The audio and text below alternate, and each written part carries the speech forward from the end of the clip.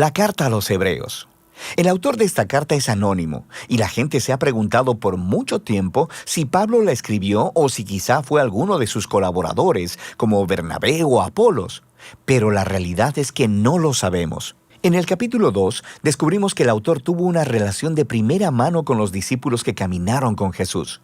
Así que sabemos que esta carta está anclada en la enseñanza de los apóstoles. Tampoco sabemos cuál era la audiencia de esta carta, ni siquiera dónde vivían. El autor los conoce muy bien y asume que tiene profundo conocimiento de las escrituras del Antiguo Testamento, especialmente de la narrativa de los primeros 5 libros de la Biblia, la Torá, acerca de cómo la familia de Abraham se convirtió en la nación de Israel, de cómo Moisés lo siguió en su salida de la esclavitud en Egipto hasta el monte Sinaí, donde recibieron la Torá e hicieron un pacto con Dios, donde construyeron el tabernáculo que los sacerdotes utilizaban para ofrecer sacrificios, y también acerca de cómo vagaron por el desierto en su camino hacia la tierra prometida. El autor simplemente espera que los lectores conozcan todos los detalles de estas historias. Así que lo más probable es que la audiencia esté compuesta de judíos cristianos, y de ahí viene el nombre de la carta. El capítulo 10 nos da pistas que indican que esta comunidad de iglesia estaba enfrentando persecución y hasta prisiones por su asociación con Jesús. Algunos en la comunidad estaban alejándose de Jesús y abandonando la fe por completo, y eso explica el propósito y la estructura de esta carta. Primero tenemos una breve introducción, seguida de 4 secciones donde el autor compara y contrasta a Jesús con personas y eventos claves de la historia de Israel. Primero, se compara a Jesús con los ángeles en la Torá. En segundo lugar, con Moisés y con la tierra prometida. En tercer lugar, con los sacerdotes y con Melquisedec. Y finalmente, con los sacrificios en el pacto. El autor tiene 2 objetivos principales en todos estos contrastes. El primero es elevar a Jesús como superior a cualquier otra persona o cosa, mostrando que Jesús es digno de toda su confianza y devoción. Pero su segundo objetivo es retar a los lectores a permanecer fieles a Jesús a pesar de la persecución. Así que cada sección incluye una fuerte advertencia de no abandonar a Jesús. Ahora, profundicemos y veamos cómo se desarrolla todo esto.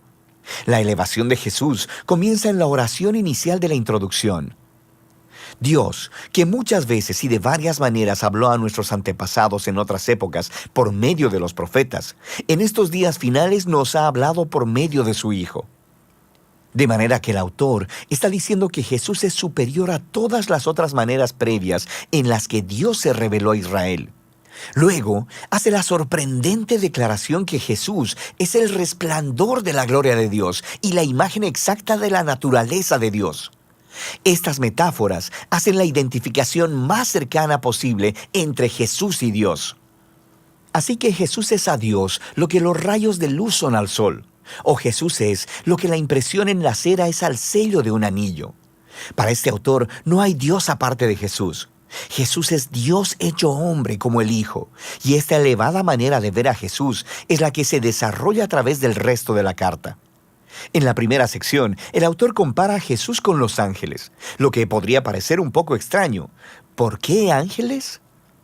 En la tradición judía se enseñaba, basado en Deuteronomio 33:2, que la Torá y las palabras de Dios fueron entregadas a Moisés en el monte Sinaí a través de ángeles.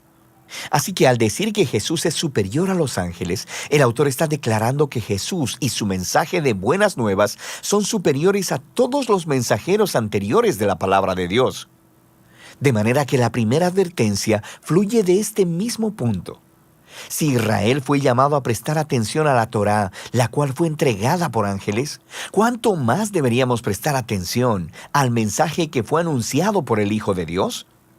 Y no solo eso, debido a la condición de superioridad de Jesús con respecto a los ángeles, cuán asombroso es que Él entregara ese estado tan alto para convertirse en hombre, morir y sufrir. En Jesús vemos la gloria de Dios en mayor grado y su gran humildad al Jesús unirse compasivamente al trágico destino de la humanidad. En los capítulos 3 y 4, el autor continúa diciendo que Jesús es superior a Moisés, quien guió a Israel a través del desierto y quien construyó el tabernáculo. Jesús también es el líder del pueblo de Dios, pero en él no vemos el constructor de una simple tienda de campaña, sino de toda la creación.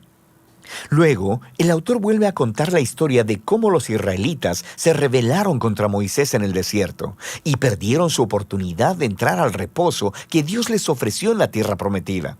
Así que aquí viene la segunda advertencia. Si Jesús es mayor que Moisés, ¿cuán mayores serán las consecuencias si nos rebelamos contra Él? Nosotros también estamos en una clase de desierto donde tenemos que confiar en Dios para el descanso futuro en la nueva creación de Dios. Así que asegurémonos de no rebelarnos, como lo hizo Israel en el desierto, y perdamos la generosa oferta de Dios para entrar en su nueva creación. En los capítulos del 5 al 7, el autor compara a Jesús con los sacerdotes que vienen del linaje de Aarón. Su rol era representar a Israel delante de Dios y ofrecer sacrificios que expiaran o cubrieran los pecados del pueblo. Pero él señala que los sacerdotes eran ellos mismos personas imperfectas, así que debían ofrecer sacrificios constantemente por sus propios pecados, así como por los pecados de todos los demás. Algo más era necesario, así que él declara que Jesús es ese algo más. Jesús es el sacerdote definitivo, pero Jesús no vino del linaje de Aarón. Jesús era un sacerdote según el orden de Melquisedec, ese sacerdote y rey misterioso de la antigua Jerusalén, quien aparece en las historias de la vida de Abraham. También encontramos en el Salmo 110 que el rey mesiánico del linaje de David sería un sacerdote según el orden de Melquisedec. Así que el punto del autor es que Jesús es el rey sacerdote definitivo. Él es moralmente perfecto, está eternamente disponible para su pueblo. Así que Él es superior a cualquier otro mediador entre Dios y los seres humanos. Y entonces viene la advertencia de esta sección. Rechazar a Jesús es rechazar a tu mejor y única oportunidad de estar completamente reconciliado con Dios. Así que no hagas eso. Lo que nos lleva a la última comparación en los capítulos del 8 al 10.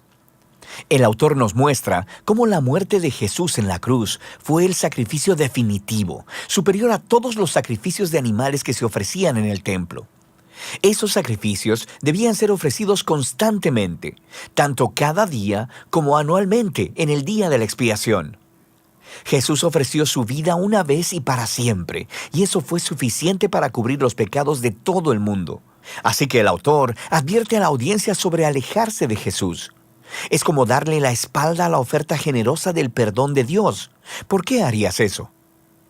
Nos dice que el sacrificio de Jesús es permanente y es el fundamento del nuevo pacto del que hablaron los profetas, donde todos los pecados son perdonados.